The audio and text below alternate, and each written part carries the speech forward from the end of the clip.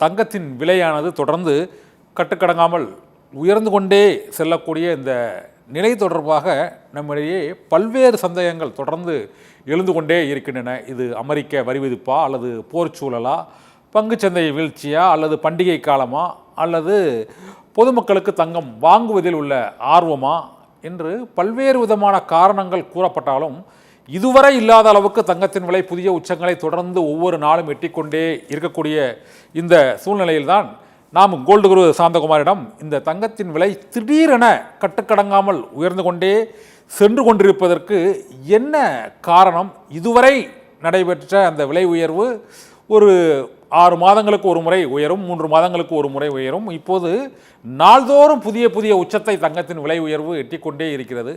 இதற்கு என்ன காரணம் சார்? 10,000 தாண்டி ஆகிவிட்டது, 85,000 தாண்டிவிட்டது. இன்னும் தொடர்ந்து உயர்ந்து கொண்டே தான் செல்லுமா, அல்லது இது சற்று மட்டுப்படுமா? வணக்கம் சார். அதாவது பார்த்தோம்னா, இப்போ இந்த வருட ஆரம்பத்தில் ஜனவரி 1ஆம் தேதி 7,150 ரூபா இருந்த தங்கம் கொஞ்சம் கொஞ்சமாக உயர்ந்து இந்த 9 மாதங்களில் மட்டுமே 10,550 ரூபா ஒரு கிராமு, ஒரு சவரன் 84,400 ரூபாய் அப்படின்ற இலக்கு அடைஞ்சிருக்கு. எதனால அப்படின்னு முதல்ல பார்ப்போம். முதல்ல இதுக்கு முழு காரணம் அப்படின்னு சொல்ல போனா, ட்ரம்ப் பதவி ஏற்றதுக்கு பிறகு அவருடைய போட்டிருக்க டாரிஃப் வார், இந்த வரி சுமைகள், ஒவ்வொரு நாடின் மீதும் இறக்குமதி வரியை விதிச்சாரு. அங்க இங்க போய் கடைசியில இந்தியா பக்கம் திரும்பி 50% இறக்குமதி வரியை விதிப்பு செய்தாங்க. அது கடந்த மாதம் 27ஆம் தேதி அப்படின்னு சொல்லலாம். அதுக்கு முன்னாடியே கோல்டு விலை ஏறிக்கிட்டே இருக்கு. அதுக்கு என்னென்ன காரணங்கள்னா, போர் பதற்ற நிலை, ஷேர் மார்க்கெட்டுடைய வீழ்ச்சி, அப்புறம் ஃபினான்ஸ் மார்க்கெட் டவுனு, பொருளாதாரத்தில் ஸ்திரத்தன்மை இல்லாதது, இந்த மாதிரி பல்வேறு காரணங்களை கொஞ்சம் கொஞ்சமாக அடிக்கிட்டே போகலாம். இருந்தாலும் நீங்கள் கேட்ட மாதிரி கடைசியில் அங்கே ஒரு 10-15 தினங்களில் பார்த்தீங்கன்னா கிடுக்கிடுன்னு ராக்கெட் வேகத்தில், பிசாசு வேகத்தில் ரேட் ஏறிக்கிட்டு இருக்கு. அப்படின்னா அதற்கு 50% வரி விதிச்சாரு. ஒன்று. ரெண்டாவது பார்த்தீங்கன்னா, அமெரிக்காவில் ஃபெடரல் ரிசர்வ் வங்கி தன்னுடைய வைப்பு நிதிக்கு உண்டான வட்டி விகிதத்தை குறைச்சிட்டாங்க.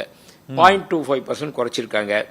இதனுடைய எதிரொலியா என்ன ஆச்சு? எல்லா இன்வெஸ்டர்ஸும் அதுல இருந்து கேஷ் வித்ட்ரா பண்ணி கோல்டுல இன்வெஸ்ட் பண்ண ஆரம்பிச்சிட்டாங்க. ஏன்னா எப்பயுமே இன்ட்ரெஸ்ட் பாத்தீங்கன்னா 4%, 5%, இல்ல 8% அதிகபட்சம் இந்த மாதிரி தானே இருக்கும். ஆனா கோல்டு பர்ஃபார்மன்ஸ் பாத்தீங்கன்னா இந்த ஒரு 9 மாதத்துல மட்டும் 48% 47% இருக்கு. 7,150 ரூபால இருந்து 10,550 ரூபா, 48% விலை உயர்ந்திருக்கு. எந்த முதலீட்டிலும் இல்லாத ஒரு விலை உயர்வு இந்த தங்கத்தோட விலை உயர்வு 48%. அப்படி 7 மாசத்துல அந்த 9 மாசத்துல அதுல இந்த மாதிரி இருக்கிற ஒரு சூழ்நிலையில ரேட் ஆஃப் இன்ட்ரெஸ்ட், டெபாசிட்டுக்கு நிகரான ரேட் ஆஃப் இன்ட்ரெஸ்ட் குறைச்சா ஆட்டோமேட்டிக்கா அதுல இருந்து எடுத்து இதுல இன்வெஸ்ட் பண்ண ஆரம்பிச்சிட்டாங்க. அப்ப டிமாண்ட் கூடிச்சு. அதுக்கப்புறம் பாத்தீங்கன்னா அமெரிக்காவில் H1B விசாவை டைட் பண்ணி அதுக்குண்டான கட்டணத்தை உயர்த்த இருக்கப்போ இந்த வேலையில் திண்டாட்டம் பெருக ஆரம்பிக்க தங்கத்துடைய விலை உயர ஆரம்பிக்குது. அதுக்கடுத்தது பாத்தீங்கன்னா இந்த மாதிரி சூழ்நிலைகள்ல ஷேர் மார்க்கெட்டுடைய விலை கம்மி, டவுன் ட்ரெண்ட்ல போயிட்டு இருக்கு. யுஎஸ் டாலருடைய மதிப்பு கொஞ்சம் கொஞ்சமா உயர்ந்து 88 ரூபாய் 75 காசுகள் அப்படின்ற இலக்கை இதுவரைக்கும் வரலாறுலேயே இல்லாத அளவுக்கு விலை உயர்ந்திருக்கு.